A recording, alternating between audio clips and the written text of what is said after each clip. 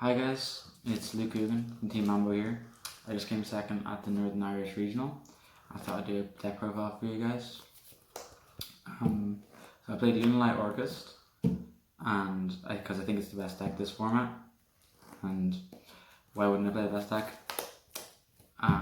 So there's a bit of a theory behind my list, and some reasons behind some card choices that not everyone's playing, and I thought I'd let you guys know my thoughts on that, and why I think it's good and why more people should do it, and how I think we'll see more people move towards that theory in the future.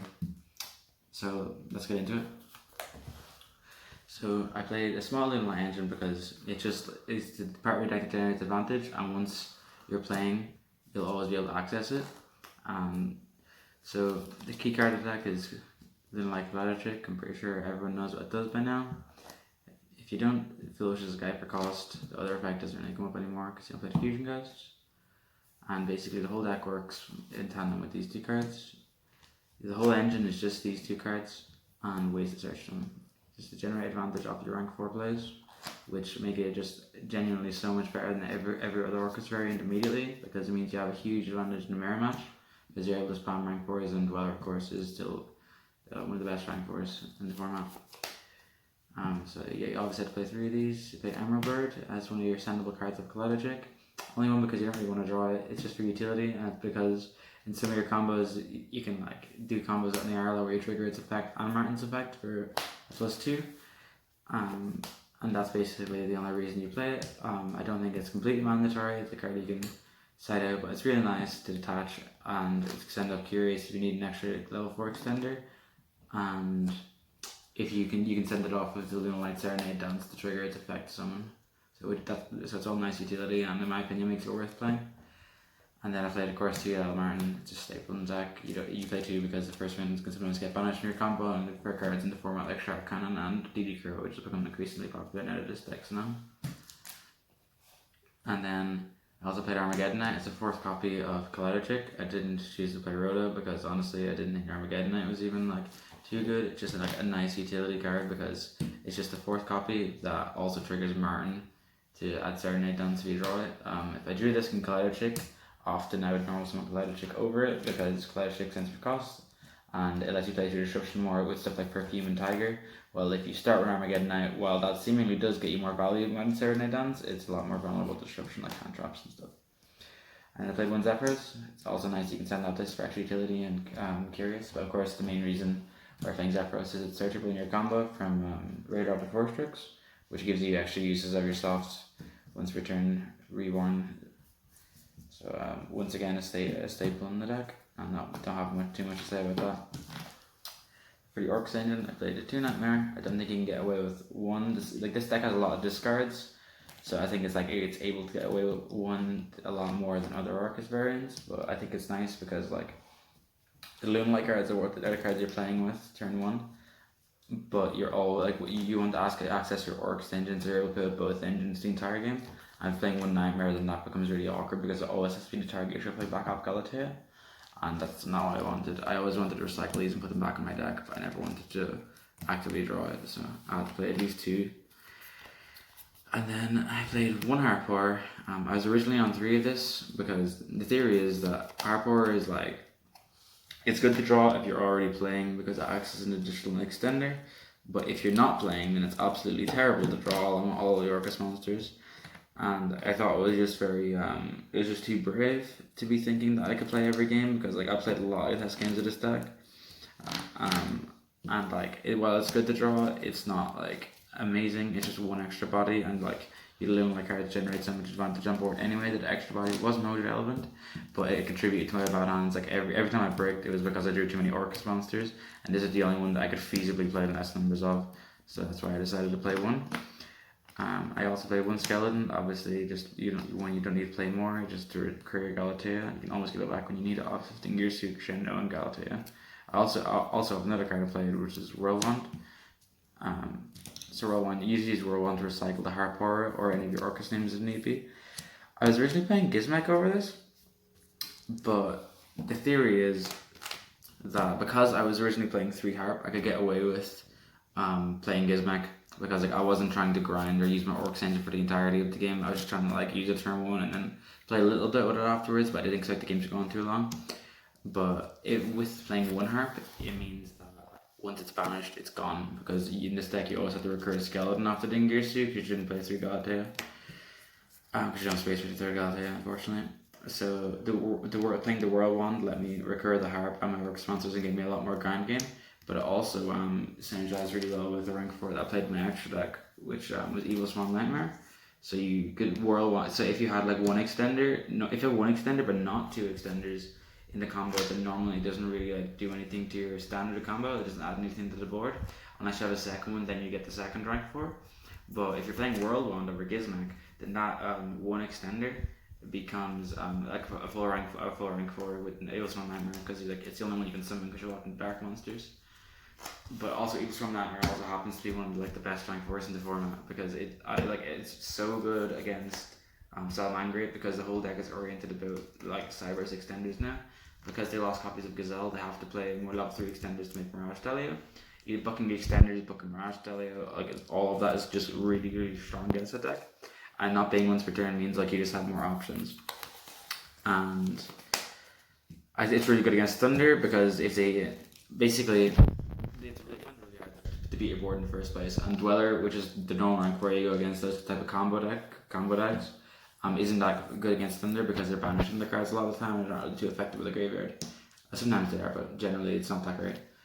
But Evil Swarm Nightmare, if they go Roar Effect Banish, summon Dark, booking it is super strong, because it means you have to commit a normal summon the tribute over it, which doesn't advance their game state, and that's just the triggering effect. And if you Evil Swarm Nightmare Dweller, that doesn't work anyway. But also, it means that they can't. So basically, the Dingirsu is a real problem for them in that matchup, because it has 2 materials, it's not once per turn, and their wave clearing boards is Titan effect and using it multiple times. So Dingirsu will protect from 2 pops from Titan. So usually they have to go Titan with 2 effects to force out Dingirsu twice, and then they're able to punch over your cards. But having Evil Swarm Nightmare means as soon as it's summoned the Titan, you can book it in their extra monster zone. And then if they're lucky enough to have a hand effect to chain, then you can chain Evil Swarm Nightmare to it again, because it is once per turn. So it'll just lock them out of their extra monster zone, and it'll make them waste resources on their quick effect hand effects.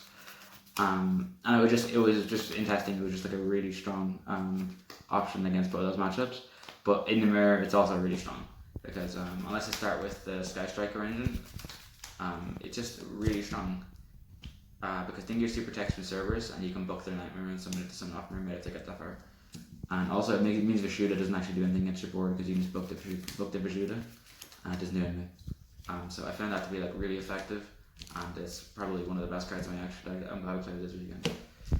And then to basically mesh the Orcust engine with the Lunalights, because they have a lot of synergy, of course.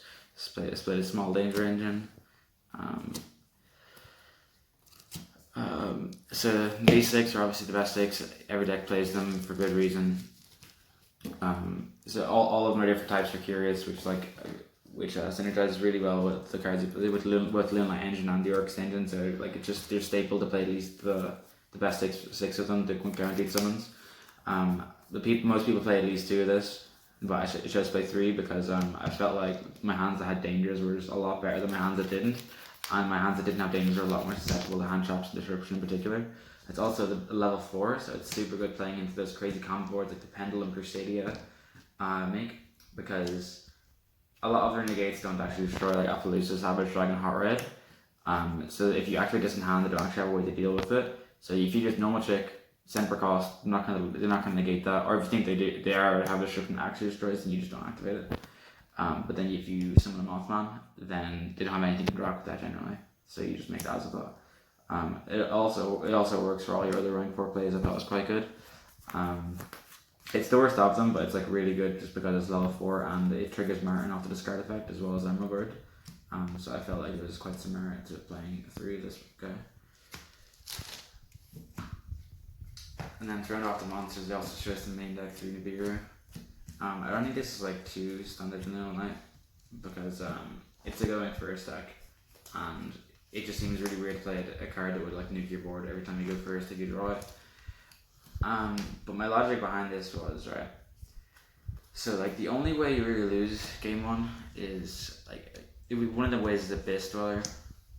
And this card stops Abyss Dweller, and it's good against most decks in the format. I thought Orcust would be quite popular, and it leaves trades with a Crescendo.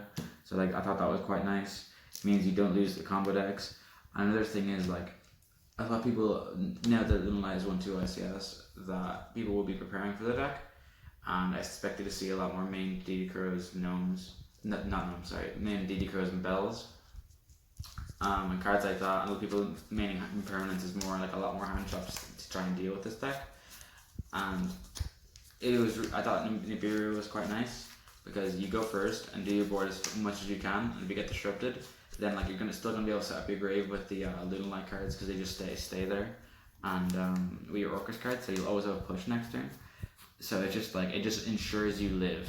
And if you live, you're gonna win because like you can just recur all your cards. Because like just a tiger sticking is just 3 summons, and then that's not counting the symbol. You'll definitely have a grave, and then it being recurable off of your Dingear Suit or sending a card. So I just felt it was really high impact, and I thought it would be good to main for this event. It was excellent for me on the day, and it's especially good post side because basically like this card, with the exception of Sky Striker, like when you go first, like the only thing you pass to straight up is like Gnome on the Narrow or Forstrix. So basically you one of these is going to be good against every deck when you're going first, except Sky Striker, but Sky Striker won't kill you, so it's not an issue. So basically you keep those cards in going first, and if you get gnomed or somehow stopped on your rank 4 play and you can't extend, then this just ensures that you live and can play again next turn, and that's like the important thing in this deck. Because if you're able to use your engines, like your deck will always win. So this just gives you another turn. It just upstarts you. So that's the reason why I made that. And then on the spells, I played 2 Tenki because it searches the best cards in your deck. I played 3 Goods because it also searches the best card in your deck. Kind of foolish. It sends Zephyrus and it also interacts all you in my engine. So it seems like a bit of a no-brainer to play. 3 Goods. It seems some people got listed 2 actually because like I don't know, like Striker play it 2 because it's like a hard one to return, and just like you don't want to ever see 2. And I don't think that's very good logic.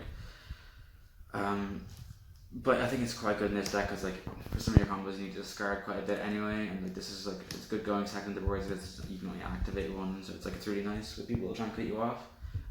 People will ash this going first a bit as well, but now people it's known about because there's a few reasons. Because they don't want you to access your Lunalight engine, because once you do, they as a thought and they can't activate any monster effects, which it makes sense. That's what people ash Tenki too.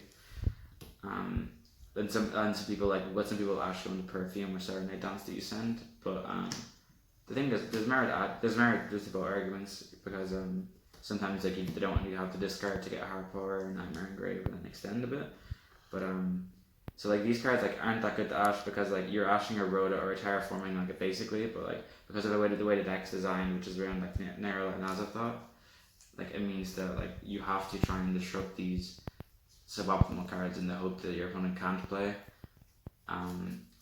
which is it works in your favor most of the times. Like so it's a benefit the deck has to go for, I think. And then of course I played the targets for those Barrel of Goods, Perfume, which is absolutely insane. None of the effects on the turn obviously, and Absolute Extend, Chick Perfume is an absolutely busted combo. Serenade Dance, yep, it's E-Jelly, so quite a strong card on this deck. There's a few cool plays you can do. It's like you add an awkward start, or if you're playing through Disruption, where like you can Foolish Burial Goods this, or like get it in Great Summon. There's a bunch of ways. And then you, if you can't access your Tiger, you Serenade Dance, summon your Tiger, then Martin belts it back to your hand. Then you can use Scale your Tiger and you have access to it and you can play again. So that's kind of nice. Yeah, it's quite a good card. Obviously, those are all the limit spells and traps. I chose to play Curious Griffin, so I made the Floodgate. I chose Eradicate or Epidemic Virus because it's a regional. I felt like there'd be a lot of rogue, and I felt like I wanted more coverage rather than just saying I'm going to play against spell decks today, so obviously I'll main Imperial Order, so I felt like this was more coverage. I play against different types of decks, and I always wanted the option. There's cool combos you can do with Babel in this card, but I chose not to play it because I felt like I was playing enough engine requirements, and I felt like drawing Crescendo is like, it's not optimal by any means, but it's definitely not as bad as drawing Babel. So I just felt like Babel was like terrible going second, a terrible draw, and it wasn't a card I wanted to play in my deck. For any situation other than getting this card, but even then, if you have one extender, ends on Galatea, Dingirsu, which is you don't need the Babel to gain advantage from it either. The only time I would want the Babel with this card is if I was playing around 2, probably game 2 or 3, and I was just only in on the Dingirsu. But I feel like that was a niche enough application to warrant just not playing it. And like if this resolves, then like I probably don't need extra sand anyway, because like I won't be doing this against a deck that isn't good against. So after the last drop, I play Crescendo because Galatea is quite a good card, and it's good being able to being able to get searchable counter traps to protect the rest of your board from disruption. So for the extra deck, I played what the whole deck is based around, just narrow as I thought, but just bust the combo in the deck. So like it's always as I thought, it's always the 4th or 5th summon. It's the reason this deck is the best deck through Nibiru. Because you just as I thought them and do a whole combo. So it's also insane going second. I really like this card, but it probably shouldn't be legal. It's just a floodgate, a very uninteractive Yugioh. I played 4 Strix for searching Zephyros. You can also use it as a rank 4 for different types of Curious that comes up. Yeah, I think every deck plays this. Every Lunalight deck plays this. Tiger King. It gets tanky for your searchable Tiger, just gets you an extender off rank 4, and the skill drain effect comes up all the time, especially against Pure Thunder, which has obviously seen a rise in popularity since Nibiru. It's dangerous and doesn't really exist anymore. So I felt like that warranted playing it, not just be able to play against Pure Thunder and skill drain Colossus. Because Colossus isn't a huge concern for this deck, because like you have access to Orcust Deck, which deals with Colossus really effectively. But it forces Titan, it negates multiple Colossuses, and like it just comes up against like random stuff too. So I felt like, and also it like interacting with your engine and being able to get you like just a Tiger, which like obviously generates a lot of advantage. I felt it was more than enough to warrant playing it. I played the best rank 4, other than like that was like combo probably Dweller. Yeah, the Dweller is just like insane every format card, but also probably shouldn't be legal. It's a good. Play Tornado. Going second, it's really nice to be able to not just have your Phoenix set to play through back row, to have multiple layers of playing through back row, because you can throw a Tornado at it, then throw a Phoenix, then Dingirsu will also clear your back row. It's really nice. It's also against Sky Striker. You go first, you get on like Dweller and Tornado Dragon with like Dingirsu Crescendo, and like that's still pretty good, because Sky Striker would like generally do struggle with that quite a bit, because like these can't be afterburner or anything. It's quite nice. I also, as I mentioned earlier, I played Evil Storm Nightmare. This card is genuinely insane in the extra deck all day. I definitely would play this card again. Just it not being once per turn and like comboing with Dweller against most decks in the format was just absolutely brilliant. There's also times where it's also really good when you put it on your board going first, because it's a dark, but it's also like different type. So you can use it for Curious turn 3 when you use both materials, so it helps you clear your board a lot better. Because like you'll have Dingirsu in the extra monster zone generally, and then this guy, and then whatever other rank 4 you had generally, and then you can just Tiger back something, and that's your Curious play. So it's really nice. Generally, you don't want to go for the Curious play if you do the As I Thought one, because Eradicator just isn't that good against everything, especially our regional. Like everyone's playing like the rank 4 Dweller, like the double rank 4 Crescendo Ding play is generally better, I found, because like you're playing through Disruption, and I felt like the Griffin and Curious play lost impermanence a lot, and I felt like it wasn't always blow like against Striker and Geist and like decks like Draco, like you'd want to do that play, but even then you could beat them with the rank 4 play. Like that's the only thing like that would outright win, and I felt like if I didn't know the matchup, or if I felt like my hand wasn't like particularly strong, I would just go for the double rank 4 Ding Crescendo, because I felt like that was quite resilient, and like I didn't use a lot of my resources, and like a lot less was able to go wrong with that play. So I felt like a lot more comfortable with it, and it paid off. Obviously that's not double level, I'm not saying that's better, but I think that it's definitely worth considering up playing, because like 2 rank 4s and then like a hard counter trap negate is nothing to laugh at, especially when you still have your resources for Curious Griffin later on in the game, and you have cards in hand. So I felt like it was quite strong. Then for the Orcust extra deck monsters, I played Yugioh. I wanted to throw it all the time, but there's absolutely no space in the extra deck. This card's really good. I don't have much more to say about it. One thing issue, it would obviously be nice to have a second, but I never lost a game because I didn't have a second one. Yeah, it's quite a good card. And then for Nightmares, I play one Mermaid. Then again, you'll play the second. There's absolutely no need to, especially when you're Azathoning them, so they don't have any interaction with this most of the time. And if they do, then you just make the Curious to send the Orcust monsters anyway. Phoenix, only played 1 Link 2. Once again, no space, lots of engines, lots of mandatory cards you need to play. It's quite annoying because Salamander can always heat it and make Helio immediately to spin your Tiger. So it is quite inconvenient, but the idea is to not have to get that far. Curious, it makes sense to play in the deck. You play Dangerous, you play a bunch of monsters, different types, synergizes with all your Lunalight cards, all your Orcust cards. So Zephyrs, there's no reason not to play it. Staple. Griffin, because you can send a Floodgate off Curious instead of turn 1.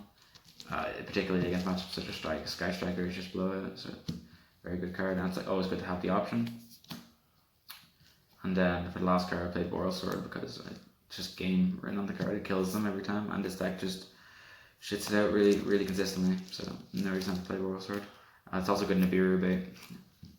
So you can just make Boral Sword. Some guy go bottom phase to have to Nibiru you, and then main phase 2 you actually just revive your extension and make a defensive board.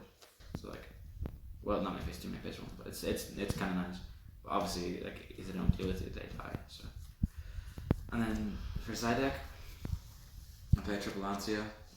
It's quite good this format. Orcust is the received best deck at the moment, so it makes sense to play a Floodgate against it. Yeah, don't have much really to say about it. It's also good into the Lunalight matchup because obviously it's one of the matchups that you can drop before they make Azathoth. Then I played 3 DD Crow. Shout out to Johannes for telling me to play this. So the reason is it's just really strong this format. It's good against Salamander. It's good against the mirror. It's really good against Luna because you can use it before the Azathoth. You can curl the Martin if you target a Tiger. It gets double value. So it's just really good for that. It's also good against pure Orcust. Has a lot of coverage. A lot of people at the region were maining it, which I understand. I just mainly the beer because I felt it was higher impact in the matchups it was good in. But I put this in against Salamander. I also put in against Salamander and Mirror. But I also set it in against Thunder Dragon because I thought it was crazy at first, to be honest with you. But my friend basically told me the theory behind it is that when you're going second, the only way that deck beats you is Titan multiple hand effects, and Titan a hand effect or 2, and then Thunder Dragon Fusion in the grave, because the Titan makes it so you can't kill them, and the Fusion means that they have duo or insane follow up, so that they can actually push next turn and then leave with Fusion next turn. So it means their grind game is continuing. It's really strong. It's like you having Orcs engine. That's the reason why you lose against Pure Thunder. Well, you can lose. It's still a very favorable matchup for you. That's the only way you do lose.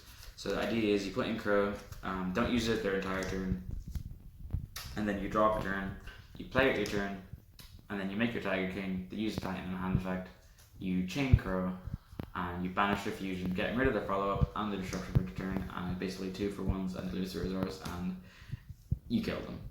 If you can't kill them, they don't have any follow-up. So I just thought it was really good, as well as the coverage for other decks. I just thought it made sense to play it. And it's regional, so absolutely respect backcourt deck. So it's 3 twin twisters. You put it in against Striker 2, and just any deck that might Floodgate you. So that's 3 twin twisters, obviously included. And 3 red reboot. Annoying decks like guys, Draco and stuff pop up at regionals a lot, so you just don't want to lose to some random stuff. And you can kill them, so there's no downside to reboot at all, obviously.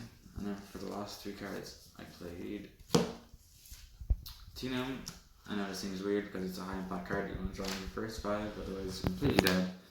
But the reason is, I had to play 2 of one of my side deck cards, and I felt like this was the one to be coming in the least, because the only matchup I really wanted it in was the Lunalight Orcust game, which I didn't think would come up too much. If I played it at all, which I didn't. So I felt like it was the card to be least sided in, and I had cards against the pure Orcust deck already with Crow and Lancia, so I didn't feel like it was as mandatory as the rest of them, so it's the one that I decided to play two of. because it's a regional, and I decided to play Cowboy because I never used it, but basically if your opponent makes you start and you need to do the board like with a few minutes left on the clock, like Zephyros burns you for 400, and you just don't want to have to make them start close to time because like they'll just take their time during their turn and you'll draw. So basically the idea is that you start and then you'll take the 400 from Zephyros, that you can Azathoth them obviously too, and then you make Cowboy, and then there'll be a 400 deficit on their side, so you win in time. I don't like the idea of it. Thankfully I didn't have to do it, but it's better to have it and not need it than need it and not have it. So I thought it was fine, especially for events like this where like time rules aren't like super strict, because like everyone wants to finish, but you're not gonna have people being decreased like you would otherwise. Yeah, so like I felt like it was just a security measure more than anything. So that's the deck profile. Yeah, I want to thank everyone at Team Mambo for testing with me. All my friends testing it with me.